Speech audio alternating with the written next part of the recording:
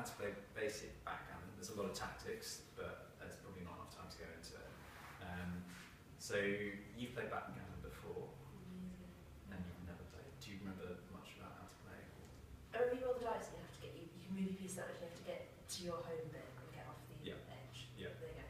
So before we actually start the rules and the playing, I thought just setting up the board would be useful. Now, it took me a long time to remember exactly how to set up with that prompt. You know, we did 10 games before I could do it from memory.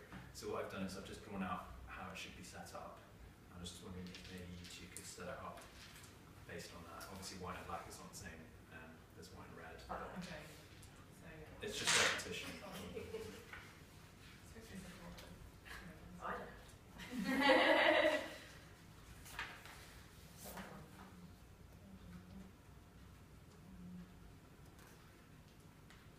not sure.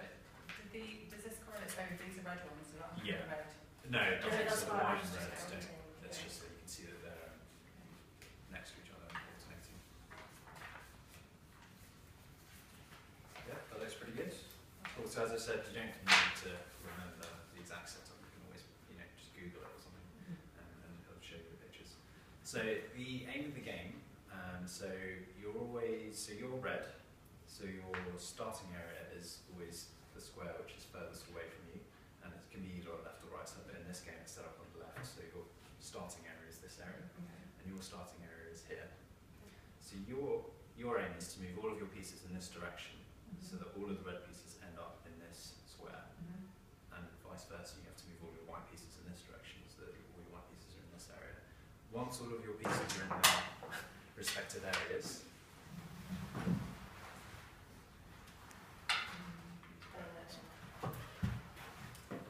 so once you have all your pieces in your finish areas, you then have to roll your dice so that you get specific numbers to take your pieces off your home area. And the winner is the person who gets all of their pieces off the board before the other person. But you can only start taking pieces off when you've got all of your pieces in that area. Does that make sense? Yes. Yeah. So in terms of moving, you have 2 dice each, and you just roll. So you want to roll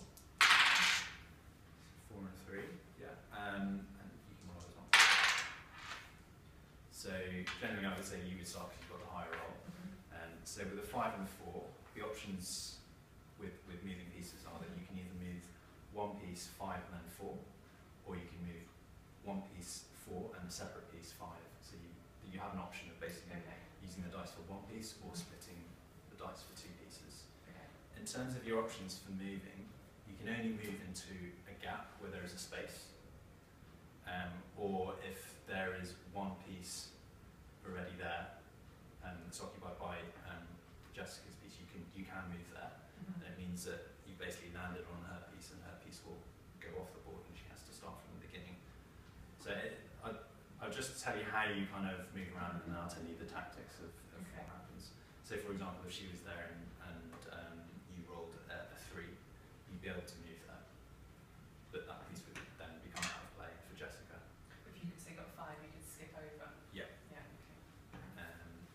So with your pieces. Could you go 5 and skip over? Sorry, that was what I was. No. So if we look at your pieces, you've got 5 and 4. So your options on this board, as you're red, you can't move 5 with any of these pieces because they're blocked by Jessica's pieces. So you can't move anywhere where there's more than 2 or more of her pieces. Okay. So you can't move these 5. You can move at 4, so you can move to there. And then you could move this one 5 after that. So 1, 2, 3, 4, 5. So that would be moving a piece 5 and then 4. Or your options are to move one of the other pieces. So this one, because you're going around this way, you could move this to 4, which would be here, or to 5, which would be here. Or any other combination if you can. Does that make sense?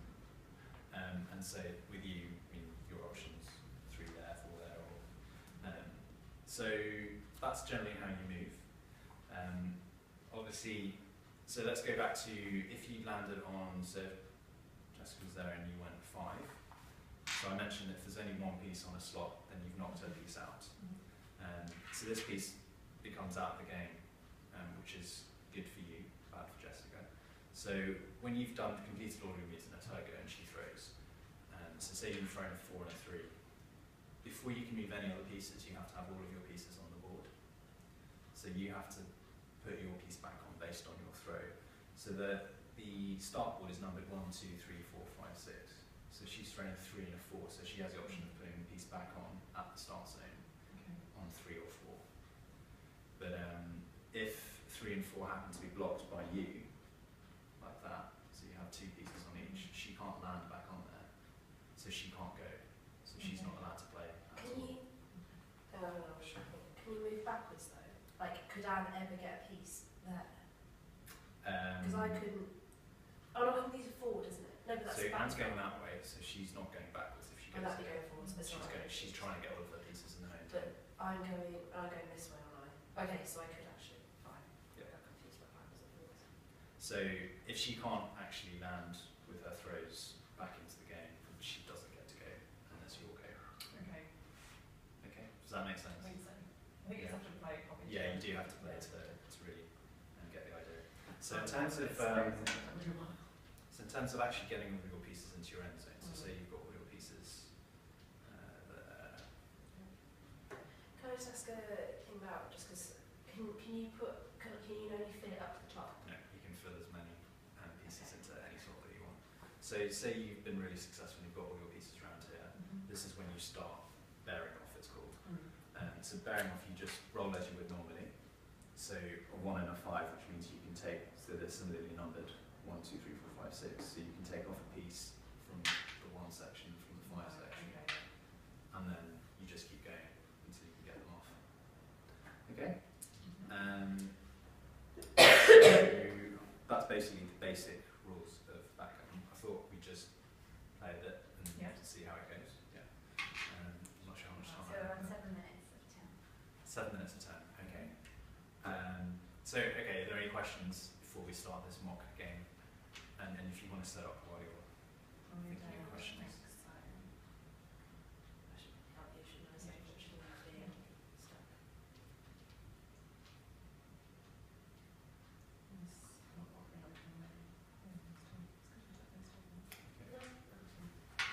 So if you both want to roll, and then whoever gets higher. And the other thing, which has just nicely come up, is if you roll a double, it means you can move, instead of moving 2 pieces 4 or 1 piece 8, you can move 4 pieces 4. Or, yeah. 32, yeah. So I can move that one and that one. You can, I? And yeah. then I can move. So I can You can move the same ones again, or you can move any others.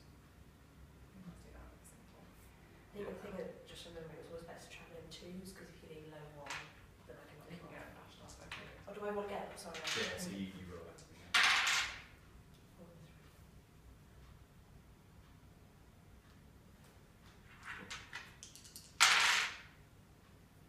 It's high numbers.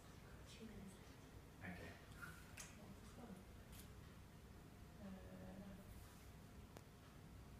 Feel free to ask any questions if you've So got it them. can then me off. Yeah, I should not. You should. So you can, yeah, you can. Until she rolls again, you can change your. Okay, Change your mind, yeah. Okay, so I could have like done that. And that goes in the middle, does that? Yeah, that goes in the middle. But if I get a 1, 2, 3, 4, do I get to knock out off? Yes.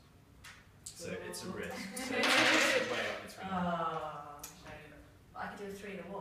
You can do it. Revenge is sweet. So it's kind of a game of, it is luck, but there's also a lot of tactics involved as well. Okay, so do you want to carry on, since we've got probably a minute? Is there anything that you weren't clear about in terms of the setup, the rules, and to where you can land, or tactics? No? Anne's a bit addicted to this now. Oh, so you can't do that Yeah, because because you've got to get your personal you're first. still out. Yeah, back Yeah. off. I don't know what that was. I was getting so excited about being able to do it twice as well. So 5 and 3. So you can't knock anybody off whilst you've got one of yours Exactly. out? Yeah. Okay. And how do you get yours back in again? So the home area is numbered 1, 2, 3, 4, 5, 6. So you've rolled a 3 and So 5, so you can put it on a 3 or the 5. What I would do If you did is, 5, you still have the 3. yeah, you still have the 3 if you play Yeah. the 5 to. Yeah, so put this onto 1, 2, 3, 4, 5. Yeah. And then Put a 3 to play. But don't forget, you're always putting yourself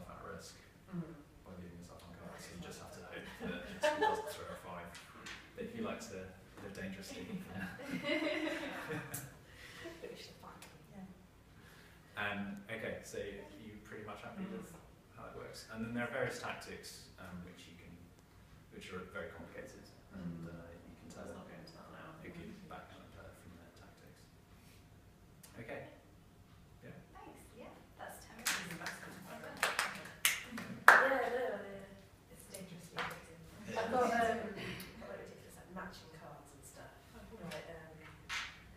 And some of the little wacky games. It's good to have card games, isn't it? Yeah, but they're just pictures. So there's no language involved. It's just quite big pictures. So I was like, I'm playing with kids. Yeah. Play with adults. Play with them with Okay, so I'm doing the... Yeah. Sorry, it's hard for you to participate and to Yeah. Okay, so I'm thinking about it now. So, okay. So I thought it was really interesting. It was good. You kind of clearly explained what we needed to do right from the start, and that was really nice. Obviously pitched quite level by asking right from the beginning, have you played it before? What do you remember? And then getting Jessica to explain what she remembered before. Useful to have like an actual the actual board there, and you've got physically having to set it up yourself, and then playing the game. It's the best thing to do really, just to get it into your hand. Can't think of anything else really. How could it be improved? Well, I think clearly you just need more time, don't you? Yeah. Because it's quite difficult for something like this, because it's not like the most straightforward game. There's quite a few different bits to it. It's probably a little more time would have been good.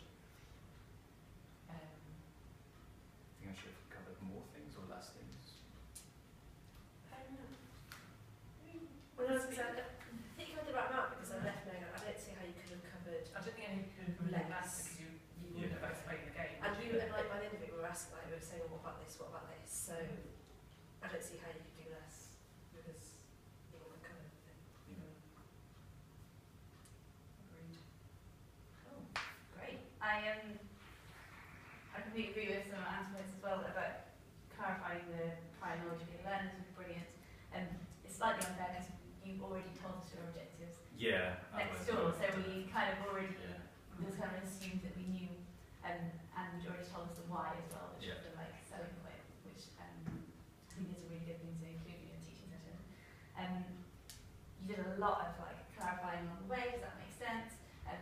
These you clearly felt very comfortable asking questions as well. There were loads of questions and actually an unusually high number of questions from your learners as a teacher, which was a really nice, refreshing change in the ratio. That's again, isn't it? Yeah. I think it's also expected it, that's good. Like, Yeah. yeah, it's nice because you get saying, like, I didn't feel like, I think that's a question. Was there anything you'd do differently next time if you had a chance to change something about the way you teach? I'm not sure how clear I was about kind of moving and rules and stuff. I don't know whether I would think more carefully beforehand about how I would explain rules. You already write it down at the same time, so you just like have a few pointers of that.